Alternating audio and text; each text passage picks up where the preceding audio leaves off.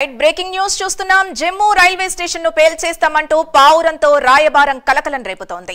గత అర్ధరాత్రి జమ్మూలోని ఆర్ఎస్పురా సెక్టార్లో ఫార్వర్డ్ పోస్ట్ వద్ద పావురం కాలికి కట్టిన స్లిప్ ను బీఎస్ఎఫ్ సైనికులు గుర్తించారు. ఇది ఉగ్రవాదుల పనేనా లేక మరేదైనా అన్న అనుమానాలు వ్యక్తమవుతున్నాయి.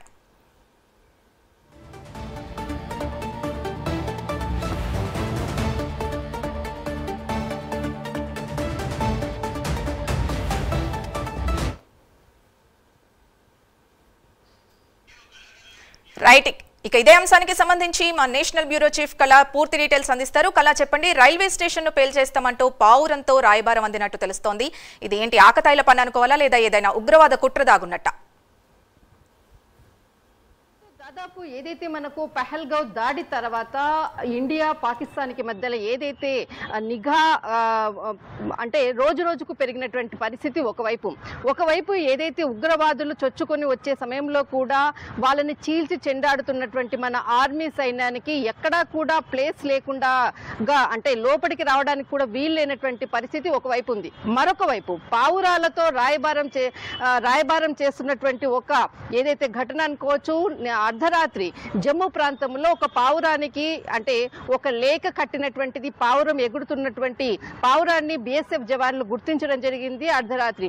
వెంటనే దానికి సంబంధించినటువంటిది పావురాన్ని ఉన్నటువంటి ఏదైతే కాలికి కట్టినటువంటిది ఏదైతే కాగితం ఉందో దాన్ని గుర్తించిన వెంటనే దాన్ని పట్టుకోవడము, దానికి సంబంధించినటువంటి చాలా సమాచారాన్ని కూడా రాబట్టినటువంటిది. దాంట్లో చాలా అంటే ఆ లేఖలో దాదాపు మనకు 21 సెంటీమీటర్ల ఉన్నటువంటి పొడవు, 6 సెంటీమీటర్ల వెడల్పుతో ఉన్నటువంటి లేఖలో దాదాపు మనకు ఎర్రటి రంగుతో ఉన్నటువంటి ఏదైతే లేఖ దాంట్లో ఒకటి మనకు ఉర్దూలో రాసి ఉంది, మరొకటి ఇంగ్లీష్ లో రాసి ఉంది. ఉర్దూలో రాసినటువంటి దాంట్లో కాశ్మీర్ మనది, కాశ్మీర్ని మనం సొంతం చేసుకోబోతున్నాము, వదిలే ప్రసక్తి లేదన్నట్టు ఒక సెంటెన్స్. మరొకటి ఏదైతే జమ్మూ కాశ్మీర్ కి సంబంధించినటువంటి రైల్వే స్టేషన్ ని పేల్చివేస్తామంటూ కూడా ఇంగ్లీష్ లో, ఈ రెండు కూడా ఉర్దూలో రాసి ఉంది. తర్వాత ఇంగ్లీష్ లో రాసి ఉన్నటువంటి లేఖలో క్లుప్తంగా ఉన్నటువంటి సమాచారం. అంతేకాకుండా ఇది ఏదైతే పావురము మనకు అంటే ఒక ప్రాంతం నుంచి మరొక ప్రాంతానికి రావాలి అంటే దానికి ఖచ్చితంగా ఒక ట్రైనింగ్ పీరియడ్ అనేది ఉంటుంది. కనీసం ఒక 1 year దానికి ట్రైనింగ్ ఇచ్చిన తర్వాతనే ఈ ప్రదేశానికి వచ్చేటటువంటిది దానికి వెళ్ళాలి అన్నటువంటిది, ఏ ప్లేస్ కి వెళ్ళాలన్నది ట్రైనింగ్ ఖచ్చితంగా ఉంటుంది. ఆ ప్రకారంగానే ఈ ప్లేస్ కి రావడము జమ్మూలో ఉన్నటువంటి ఏదైతే మనకు సెక్టర్ ఆర్ఎస్పురా సెక్టర్, తర్వాత రైల్వే స్టేషన్, ఇదంతా కూడా మొత్తము మనకు చాలా హై సెక్యూరిటీ ఉండేటటువంటిది. ఎప్పుడు కూడా ఆర్మీ పహరా కాస్తున్నటువంటిది.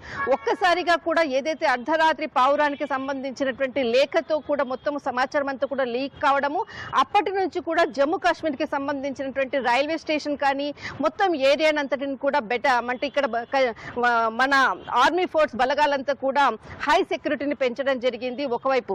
మరొక వైపు ఏదైతే గత 3-4 రోజుల క్రితం కూడా ఏదైతే మనకు పూన్ సెక్టార్ లో కూడా ఉగ్రవాదులు చొచ్చుకొని వస్తున్నారు అన్నటువంటి సమాచారంతో కూడా అక్కడ కూడా ఎవరైతే ఒక 2 వ్యక్తులను కూడా పట్టుకోవడం జరిగింది. వారితో కూడా సమాచారాన్ని కూడా తీసుకోవడం జరిగింది.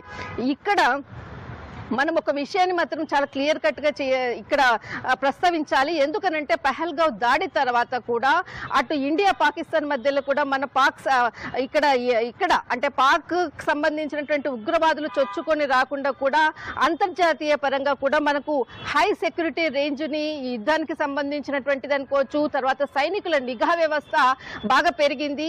ఆ తర్వాత దానితోటి లోపలికి రాలేక చివరికి ఈ పావురాల రాయబారాన్ని మాత్రము ఇక్కడ ఉండేటటువంటి వాళ్లకు సమాచారం ఇచ్చే విధంగా కూడా కొంత ట్రైనింగ్ ఇచ్చి ఈ పావురాలతో కూడా రాయబారాలు నడిపించేటటువంటిది వ్యవస్థను కూడా ఏర్పాటు చేశారు అన్నటువంటిది ఇది ఒక ఉదాహరణగా కూడా మనం ఇక్కడ చెప్పవచ్చు. అయితే ఏదైతే ఈ లేఖతో ఒక్కసారిగా కూడా జమ్మూ కాశ్మీర్ ఈ ప్రాంతాలంతా కూడా కొంత సెక్యూరిటీని పెంచడం జరిగింది. తర్వాత రైల్వే స్టేషన్ కానీ, తర్వాత ఆర్కేపురం సెక్టర్, తర్వాత మనకు ఇక్కడ ఏదైతే లాస్ట్ మనకు పహల్గావ్ దాడి సమయంలో కూడా కొంత డ్రోన్ దాడులు జరిగినటువంటి ప్లేసెస్, ఇదంతా కూడా మొత్తం కూడా హై సెక్యూరిటీని పెంచినటువంటి ప్రస్తుతం ఉన్నటువంటి పరిస్థితి. కానీ ఈ పావురాలది ఏదైతే రాయబారాలు ఉందో నిఘా ఏదైతే అంటే నిఘా సంబంధించినటువంటిది కూడా ఫోర్స్ ని పెంచడం జరిగింది. డ్రోన్లతో మనకు దీని సమాచారాన్ని తీసుకున్న వ్యవస్థను కూడా నిన్నటి నుంచి కూడా పెంచినట్లు కూడా సమాచారం అందుతూ ఉంది. సింధు. రైట్, థ్యాంక్ యూ కళ.